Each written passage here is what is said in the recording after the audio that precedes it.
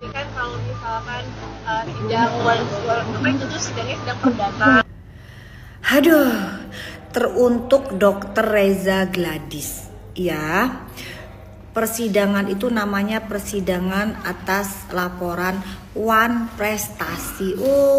Masa sih harus kelasnya Mambel yang jelasin? Mambel aja yang bukan dokter paham loh. Wan Prestasi.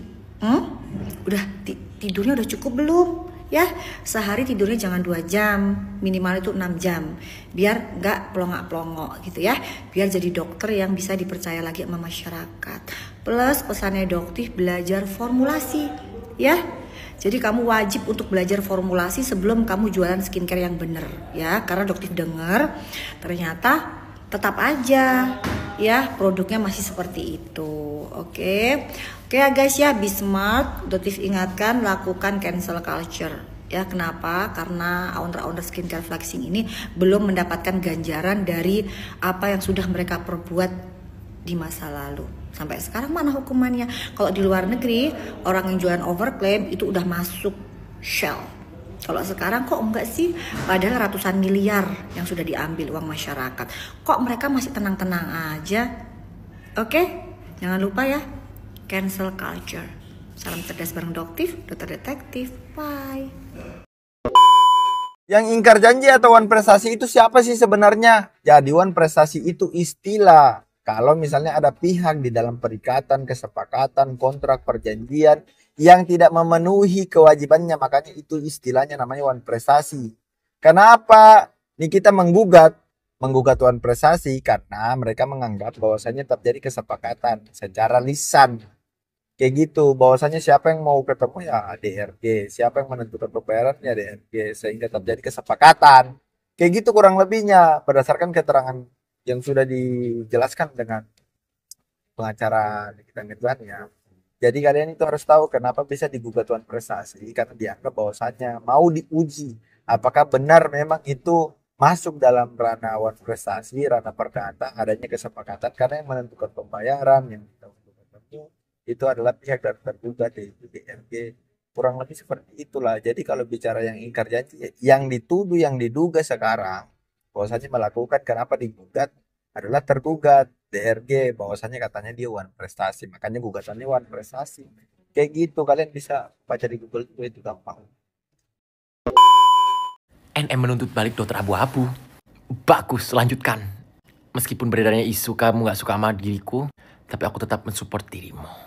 Miskinkan orang yang culas, orang yang tengil, penipu. Kalau perlu bawa tuh si ulat juga tuh. Satu kan udah kena karma tuh, dikejar-kejar orang. Makanya jangan suka menipu deh. Mana pembelanya? Dulu zaman si Sarul sebelum ketangkep, aku yakin mama offline gak bakal ketangkep, tapi dirimu Gali yang bakal ketangkep baju oren. Mana? Udah. Kembali lagi di IO Channel.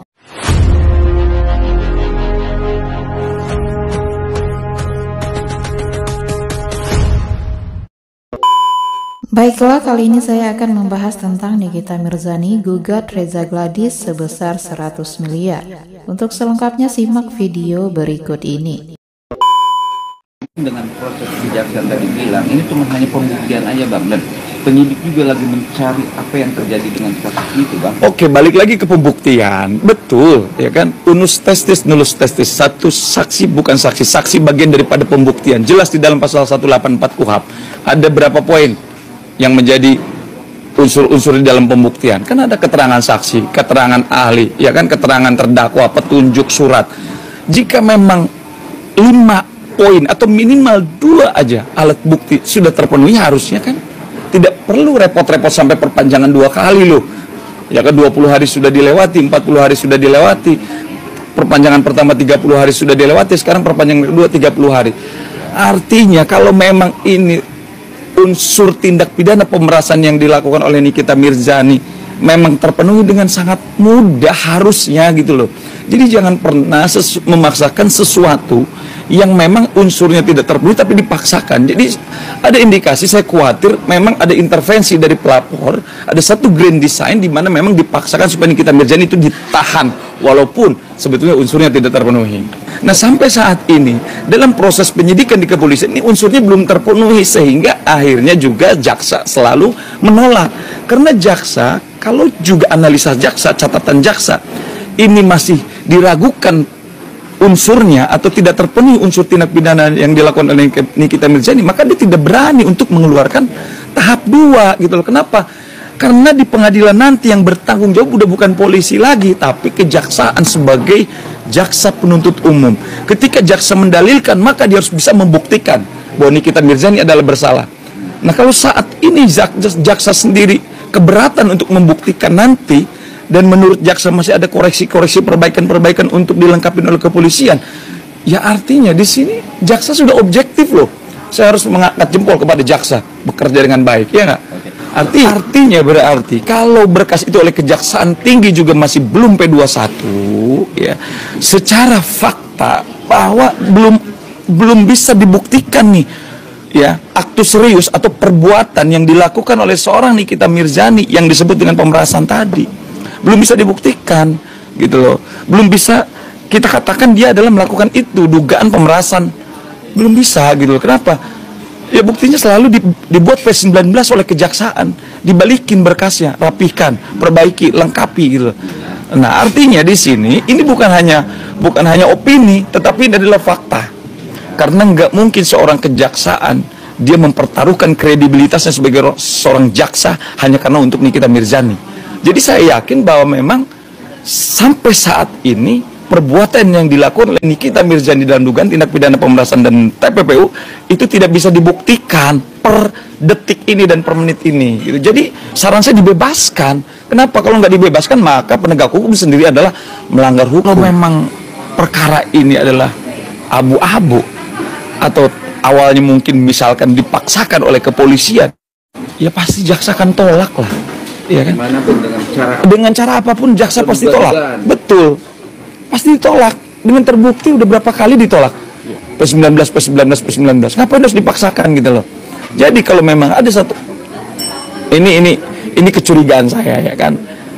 Takutnya ada satu grand design dari para mafia skincare. Berat sebelah. Saya terus terang, saya bilang berat sebelah. Jadi mesti fair, ya. Apa yang ada di kosmetik penyidik mesti publish, kasih tahu ke publik. Kenapa Nikita? Kita tahu dia memeras. Kenapa Irgi nggak ditahan? Ya, tidak dijadikan tersangka. Ada apa? Padahal Nikita sudah menekan dia dan ada deal supaya Nikita tidak ngomong kemana-mana. Katanya yang ngambil uangnya, ya. Tapi yang bicara tekan menekan ini Nikita. Ya, saya pikir Ismail juga terlibat, walaupun hanya ngambil ya. Nah, tapi bukan itunya, kita bukan lihat uangnya itu. Ada apa di kosmetik ini dan ada apa RG kok sampai tidak ditahan. Itu aja soalnya, ya.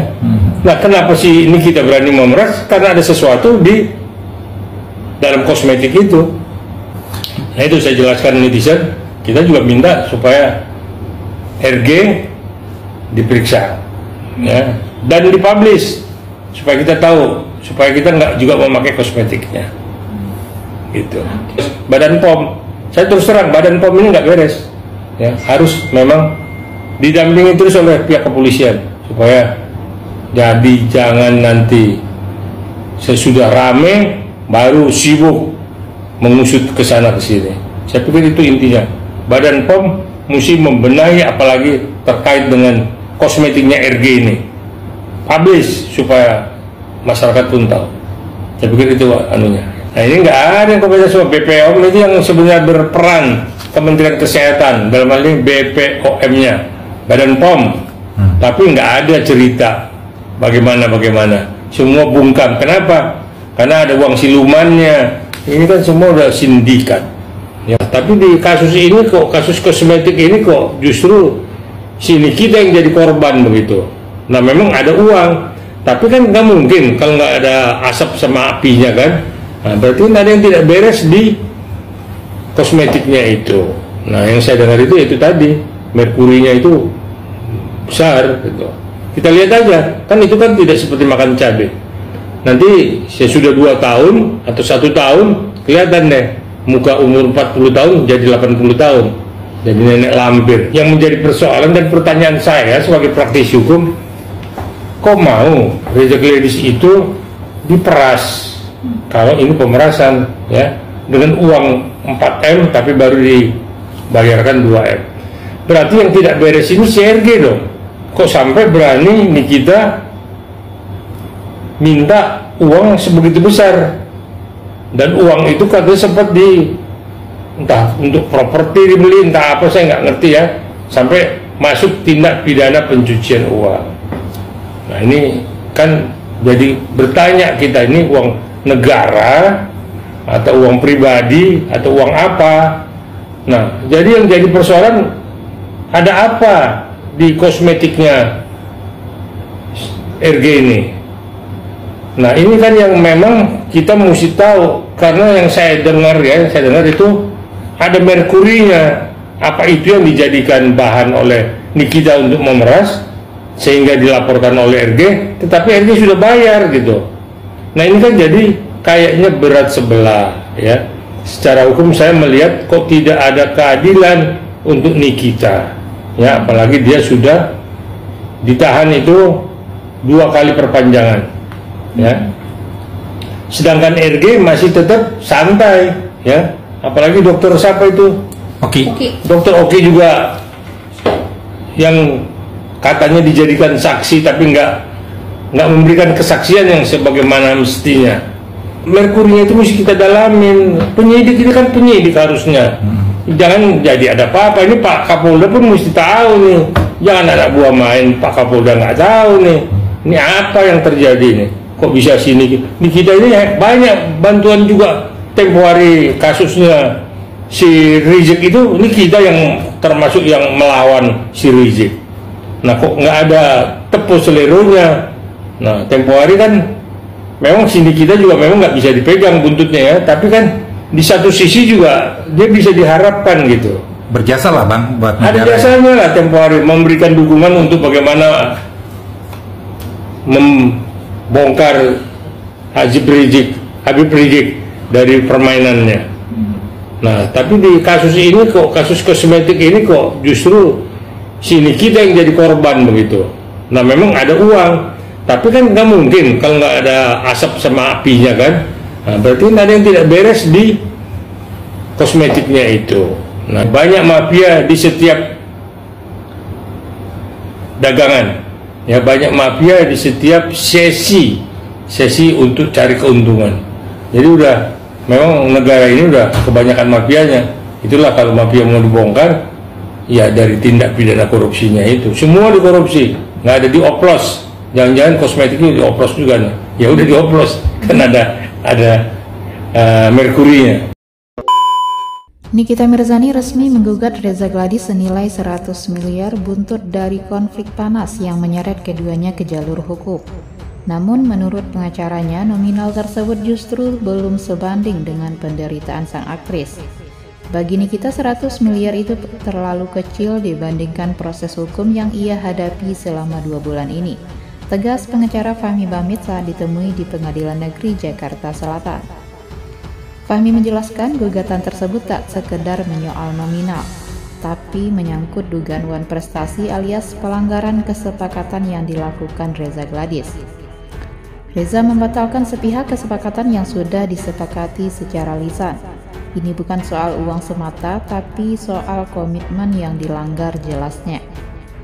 Gugatan ini juga menjadi bentuk perlawanan balik Nikita setelah sebelumnya dilaporkan Reza atas dugaan pemerasan dan tindak pencucian uang, yang membuat sang aktris ditetapkan sebagai tersangka dan dijebloskan ke tahanan sejak 4 Maret 2025.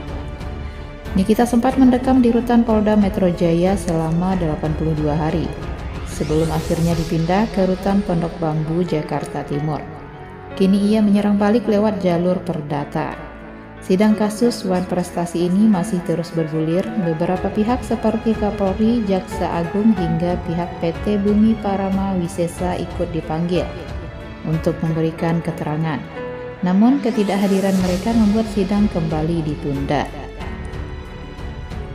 Kami tinggal menunggu putusan pengadilan apakah Reza terbukti wan prestasi atau tidak, pungkas Fahmi Bahmid.